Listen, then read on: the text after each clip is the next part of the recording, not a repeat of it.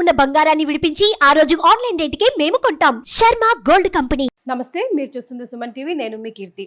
ద్వాదశ రాశుల ఫలితాల భాగంగా సెప్టెంబర్ 16 తారీఖు నుంచి సెప్టెంబర్ 30 తారీఖు వరకు వివిధ రాశుల వారికి ఎలాంటి ఫలితాలు ఇవ్వబోతుందో తెలియజేయడానికి మనతో పాటు ఉన్నారు ప్రముఖ జ్యోతిష్య పండితులు బ్రహ్మశ్రీ నందిబట్ల శ్రీహరి శర్మ గురుగారు. నమస్తే గురుగారు. వాగర్థావివ సంపృక్తౌ వాగర్థ ప్రతిపత్తయే జగతః పితరౌ వందే పార్వతీ పరమేశ్వరౌ. సదాశివ సమారంభాం శంకరాచార్య మధ్యమాం అస్మదాచార్య పర్యంతం వందే గురు పరంపరాం. ఆదిత్యాయ చ సోమాయ మంగళాయ బుధాయ చ గురు శుక్ర శనిభ్యశ్చ రాహవే కేతవే నమః. శృంగేరి జగద్గురు పీఠాధిపతులకి, కంచి పీఠాధిపతులకి నమస్కారములు తెలియజేసుకుంటూ కార్యక్రమాన్ని ప్రారంభిద్దాం. గురుగారు, ఇదివరకు సెప్టెంబర్ 1 నుంచి 15 తారీఖు వరకు తెలియజేశారు. మరి ఈ రోజు సెప్టెంబర్ 16 నుంచి 30 తారీఖు వరకు మేషరాశి వారికి ఎలాంటి లాభ నష్టాలు ఉండబోతున్నాయో దయచేసి తెలియజేయగలరు? మేషరాశి వారికి 16వ తారీఖు నుంచి 30 తారీఖు వరకు ఏ విధంగా ఉండబోతుందో తెలుసుకునే ముందు గ్రహ సంచారం తెలుసుకుందాం. రాశికి 12 రాహువు, అలాగే 6వ స్థానంలో రవి, కేతువులు. 22వ తారీఖు వరకు శుక్రుడు ఈ కన్యా రాశిలోనే, 22వ తారీఖు నుంచి శుక్రుడు తులారాశిలో సంచారం, అలాగే బుధుడు సింహరాశిలో, కుజుడు తృతీయ స్థానంలో, అలాగే గురువు ద్వితీయ స్థానంలో సంచారం, అలాగే లాభస్థానంలో శని వక్రీకరించి ఉండడం. వెరసి చూసుకున్నట్లయితే గ్రహాల యొక్క సంచార ప్రభావము అనుకూలంగా లేకపోయినప్పటికీ దైవబలంతో ముందడుగు వేస్తారు. ఎందుకనంటే ప్రధానంగా యోగించే గ్రహాలు అనుకూలంగా ఉన్నాయి, సంచారమే అనుకూలంగా లేదు. కాబట్టి దీన్ని దృష్టిలో పెట్టుకొని జాగ్రత్తగా మేషరాశి వారు అడుగులు గనక వేసినట్లయితే తప్పకుండా మంచి జరుగుతుందని చెప్పవచ్చు. ఇక గమనించుకున్నట్లయితే ప్రధానంగా ఈ యొక్క మేషరాశిలో జన్మించినటువంటి విద్యార్థులకి అనుకూలమైనటువంటి విద్యా సంస్థల్లోనే ప్రవేశం జరుగుతుంది. అలాగే వ్యాపార రంగంలో ఉన్నటువంటి వారికి ఉత్తమ ఫలితాలు పొందుతారని చెప్పవచ్చు. కుల వృత్తులు, చేతి వృత్తుల్లో ఉన్నటువంటి వారికి అనుకూలమైనటువంటి ఫలితాలు ఉంటాయి. కాకపోతే సమస్యాత్మకంగా కూడా ఎక్కడనంటే ధనపరమైనటువంటి సమస్యలే అధికంగా ఉంటున్నాయని చెప్పవచ్చు. కాబట్టి జాగ్రత్తగా ధనపరమైనటువంటి విషయాల్లో నిర్ణయాలు తీసుకునే ముందు ఇతరుల యొక్క సలహాలు, సూచనలు కనుక పాటించినట్లయితే మంచి జరుగుతుందని చెప్పవచ్చు. అయితే ఈ మేషరాశి వారికి గత కొంతకాలంగా దాంపత్య విభేదంతో ఇబ్బంది పడేటువంటి వాళ్ళకి ఈ యొక్క మేషరాశి వారికి మాసాంతంలో అనుకూలమైనటువంటి పరిస్థితులు గోచరమవుతున్నాయని చెప్పవచ్చు. ముఖ్యంగా ఇతరుల యొక్క పరిచయ ప్రభావంలో మీ జీవితంలో ఒక చక్కటి యోగదాయకమైన పరిస్థితి ఉంటుంది. అయితే గ్రహ సంచారం ఇప్పుడు అనుకూలంగా ఉన్నటువంటి కారణం చేత, గ్రహ గమనం అనుకూలంగా లేకపోయినా గ్రహ సంచారం కాబట్టి నిర్ణయాలు అనేటువంటివి స్పీడప్ చేసుకొని తదనుగుణంగా మీరు కార్యక్రమాలు కనుక మీరు పొందుపరుచుకున్నట్లయితే తప్పకుండా అన్నింటిలో విజయం పొందుతారని చెప్పవచ్చు. ముఖ్యంగా గమనించాల్సిన అంశం ఏంటంటే అక్టోబర్ 18వ తారీఖు నుంచి కుజుడు ఈ యొక్క స్తంభన యోగాన్ని పొందుతున్నాడు. కాబట్టి కొన్ని మార్పులు చేర్పులు భవిష్యత్తులో ఏర్పడబోతున్నాయి. కాబట్టి జాగ్రత్తలు పాటించండి. ముందుగా ఈ యొక్క కుజస్తంభన ప్రభావం అనేటువంటిది కొంత ఇబ్బందిగా ఉన్నప్పటికీ తర్వాత కాలంలో ఈ కుజస్తంభనం యోగాన్ని కూడా కలగజేసేటువంటి స్థితిగా చెప్పవచ్చు. అయితే ఈ కుజస్తంభనం విషయంలో ఏ గ్రహాలు అనేటువంటి ఎట్లా ఉంటాయని మనం తెలుసుకుందాం. ఇక ముఖ్యంగా గమనించుకున్నట్లయితే ప్రధానంగా వ్యాపార రంగంలో ఉన్నటువంటి వారికి కింది స్థాయి ఉద్యోగస్తుల వలన ఇబ్బందికర పరిస్థితులు ఎదురవుతున్నాయి. కాబట్టి జాగ్రత్తలు పాటించండి.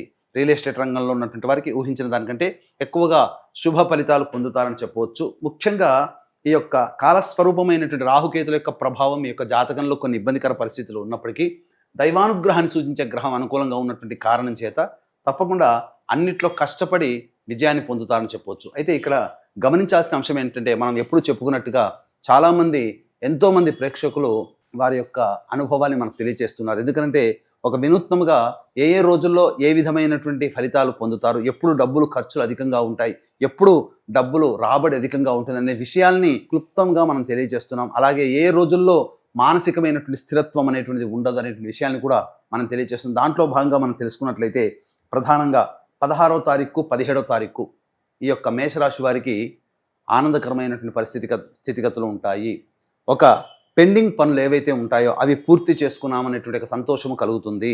అలాగే బంధువులు, స్నేహితులతో విందులు వినోదాల్లో చక్కగా పాల్గొంటారు. అనుకూలమైనటువంటి పరిస్థితి వాతావరణంలో ఉంటారు. అవసరానికి తగినట్టుగా, మీకు ఖర్చులకి తగ్గట్టుగా మీకు ధనము సమయానికి చేకూరుతుంది. తద్వారా ఆనందంగా ఉంటారని చెప్పవచ్చు. ఇక 18, 19వ తారీఖులో కనుక గమనించుకున్నట్లయితే ప్రధానంగా ఈ యొక్క సంబంధించినటువంటి జాతకరీత్యా ఈ మేషరాశి వారికి ఖర్చులు అధికంగా ఉంటున్నాయి. మానసికమైనటువంటి ప్రశాంతత ఉండదు. ఒక జిగ్జాగ్ లైఫ్ అనేటువంటిది ఉంటుంది. అంతేకాకుండా ఇక్కడ ప్రధానంగా గమనించుకున్నట్లయితే ఏ పని చేయాలన్నప్పటికీ కూడాను మనస్సు ప్రశాంతంగా ఉండదు. ఈ కారణం చేత నిర్ణయాలు సరిగ్గా తీసుకోలేకపోవడం, భవిష్యత్తుకు సంబంధించినటువంటివి తొందరపాటు నిర్ణయాలు ఈ 18, 19 తారీఖులో కనుక తీసుకున్నట్లయితే అవి మీకు వ్యతిరేకమైనటువంటి ఫలితాలను ఇచ్చే విధంగా ఉంటాయి. కాబట్టి ఈ 18, 19 తారీఖుల్లో ప్రధానమైన నిర్ణయాల్ని 1కి 4 సార్లు ఆలోచించితే మాత్రమే తీసుకునే విధంగా ఏర్పాటు చేసుకోండి. ఇక 20, 21, 22 తారీఖుల్లో ప్రధానంగా ధనరాబడి అధికంగా ఉంటుంది. ఇతరుల సహాయ సహకారాలు సంపూర్ణంగా ఉండడం వలన అనుకున్నటువంటి పనులన్నీ కూడాను వేగంగా పూర్తి చేసుకుంటారని చెప్పవచ్చు. పెండింగ్లో ఉన్నటువంటి పనులన్నీ కూడాను పూర్తి చేసుకుంటారు. ఒక ప్రధానమైనటువంటి పని పూర్తి చేసుకున్నామనేటువంటి ఒక సంతృప్తితో ఈ 20, 21, 22 తేదీల్లో ఉంటారని చెప్పవచ్చు. ఇక 23, 24 తేదీల్లో కనుక గమనించుకున్నట్లయితే కుటుంబ సభ్యులతో విభేదాలు ఏర్పడే అవకాశాలు ఉంటాయి. అలాగే మీ యొక్క వాక్కుని ఎంత అదుపులో ఉంచుకుంటే అంత మీకు అనుకూలంగా ఉంటుందని చెప్పవచ్చు. ముఖ్యంగా ఈ యొక్క 23, 24 తారీఖుల్లో మీకు పిత్రార్జితము లేదా ఎన్నాళ్ళ నుంచో నలుగుతున్నటువంటి కోర్టు కేసులకు సంబంధించింది కావచ్చు, లేకపోతే పరిష్కారం కాని సమస్యలు కుటుంబాల మధ్యలో పెద్దల మధ్యలో కూర్చొని చర్చించుకొని 23, 24 తారీఖుల్లో పరిష్కారం చేసుకునే అవకాశం ఎక్కువగా ఉంటుంది. ధనం కూడా ఖర్చు అధికంగా ఉంటుందని చెప్పవచ్చు. మనస్సు అంత ప్రశాంతంగా ఉండదని చెప్పవచ్చు. ఇక 25, 26 తారీఖులో కనుక చూసుకున్నట్లయితే ప్రధానంగా మీకు సంఘంలో పేరు ప్రతిష్టలు కలిగినటువంటి వ్యక్తుల యొక్క పరిచయ ప్రభావం, తద్వారా యోగదాయకమైనటువంటి పరిస్థితి ఉంటుందని చెప్పవచ్చు. ముఖ్యంగా ధన రాబడి అధికంగా ఉంటుంది. రాని బాకీలు వసూలవుతాయి. ఈ 25, 26 తారీఖుల్లో మీరు గొప్పదైనటువంటి ఆత్మవిశ్వాసంతో మీరు ముందడుగు వేస్తారో రాశినాథుడు మీకు అనుకూలంగా ఉన్నటువంటి సందర్భము. అలాగే గమనించుకున్నట్లయితే అన్ని రకాలుగా ఆనందదాయకంగా ఉంటుందని చెప్పొచ్చు. ఇక 27, 28, 29, 30 ఈ యొక్క 4 రోజుల్లో అనుకూలంగా లేని సమయము. ఈ యొక్క 27, 28 తారీఖుల్లో గృహోపకరణాలకు కావచ్చు, వాహన మరమ్మతులు కావచ్చు, లేదా గృహంలో మరమ్మతులు కావచ్చు, ఖర్చు అధికంగా ఉంటుంది. అలాగే తల్లిగారి ఆరోగ్యం పట్ల శ్రద్ధ వహించాల్సినటువంటి పరిస్థితి. ఎంత పని చేసినప్పటికీ సంతృప్తి కలిగినటువంటి పరిస్థితి అయితే ఉండదు.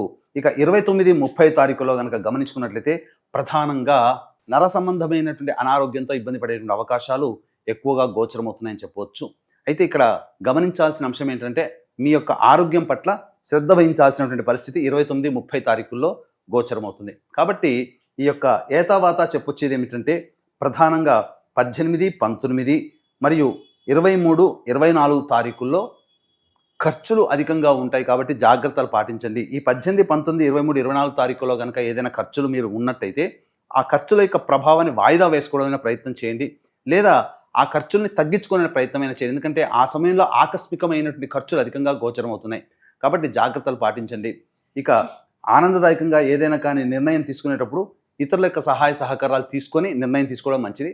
ఇక్కడ గ్రహ గమనం అనుకూలంగా ఉంది. గ్రహాల యొక్క స్థితిగతులు అనుకూలంగా ఉన్న గ్రహ సంచార ప్రభావం కొంత అనుకూలంగా లేని కారణం చేత ప్రధానంగా విపత్తులు ఎదుర్కొనే అవకాశం ఉందని చెప్పొచ్చు. ఉద్యోగస్తులకు సంబంధించి సాధారణమైనటువంటి ఫలితాలు పొందుతారు. బదిలీలకు సంబంధించి చేయు ప్రయత్నాలు కొంతవరకు ప్రతిఫలిస్తే తప్ప అంత ఆశాజనకంగా ఉండవనేటువంటి విషయాన్ని గమనించుకోవాలి. నిరుద్యోగస్తులు బాగా కష్టపడితే తప్ప ఉద్యోగాన్ని పొందలేనటువంటి పరిస్థితి. అక్టోబర్ నుంచి మంచి భవిష్యత్ అనేటువంటిది ఉంటుందని చెప్పడంలో ఏమాత్రం సందేహం లేదు. అలాగే ఈ యొక్క సెప్టెంబర్ 18వ తారీఖు రోజున పాక్షిక చంద్రగ్రహణం మన భారతదేశంలో కనిపించకపోయినప్పటికీ కుంభమీన, మేష, మిథున, కర్కాటక, కన్య, వృశ్చిక రాశిలో జన్మించినటువంటి వారికి ఈ యొక్క చంద్రగ్రహణ దోష ప్రభావం అనేటువంటిది ఉంటుంది. కాబట్టి దీన్ని దృష్టిలో పెట్టుకొని చంద్రగ్రహ దోష నివారణ హోమాది కార్యక్రమాలు ఆ రాశిలో జన్మించినటువంటి వారి కోసం కేవలం పర్ హెడ్ 1500 రూపాయలకి చేయించడం జరుగుతుంది. అలాగే ఇప్పుడు వస్తున్నటువంటివి పితృపక్షాలు, పితృదోష నివారణ కార్యక్రమాలు మన పీఠమాధ్వర్యంలో జరపబడుతున్నాయి. తండ్రి వైపు 7 తరాలు, తల్లి వైపు 4 తరాల్లో ఏవైనా దుర్మరణాలు అనగా road accident, fire accident, suicide attempt, నదిలో బావిలో పడి చనిపోవడం, ఇంట్లోంచి వెళ్ళిపోవడం, లివర్ ఫెయిల్, కిడ్నీ ఫెయిల్, క్యాన్సర్తో చనిపోవడం, 60 సంవత్సరాల లోపల ఏ విధంగా చనిపోయినా అవి పితృదోషములని అంటారు. పితృదోషము అంటే పిండ ప్రదానము కాదు. ఈ విషయాన్ని గుర్తుపెట్టుకోండి. కాబట్టి సెప్టెంబర్ 25 మరియు 30 తారీఖులో పితృదోష నివారణ కార్యక్రమాలు అనేటువంటివి నిజాయితీగా చేయించడం జరుగుతుంది. అవకాశం ఉన్న వాళ్ళు కార్యక్రమం తదనంతరం కాంటాక్ట్ చేసి పూర్తి వివరాలు తెలుసుకోవచ్చు.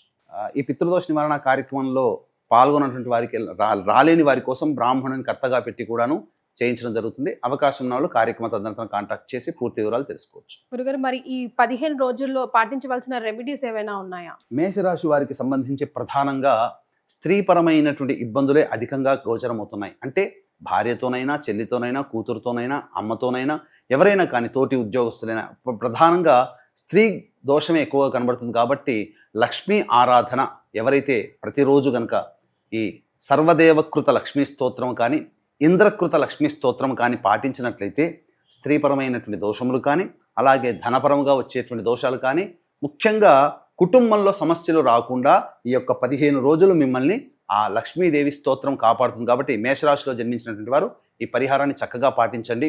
ఇంకా మీకు ఇవి మనం గోచారరీత్యా చెప్పుకునేటువంటి ఫలితాలు. ఇంకా మీకు జాతకరీత్యా సమస్యలు అధికంగా ఉన్నాయి అని అనుకున్నప్పుడు దగ్గరలోని మంచి ఉపాసనాపరులైనటువంటి పండితులను సంప్రదిస్తే వారు మీ జన్మకుండలి ద్వారా ఉన్నటువంటి సంబంధించినటువంటి సమస్యలకి చక్కటి పరిష్కార మార్గాలు సూచించడం ద్వారా, అవి చేసుకోవడం ద్వారా మెరుగైనటువంటి ఫలితాలు మీరు పొందుతారని చెప్పవచ్చు. చాలా సంతోషం గురుగారు, ధన్యవాదాలు. సర్వం శ్రీ ఉమామహేశ్వర పరబ్రహ్మార్పణమస్తు.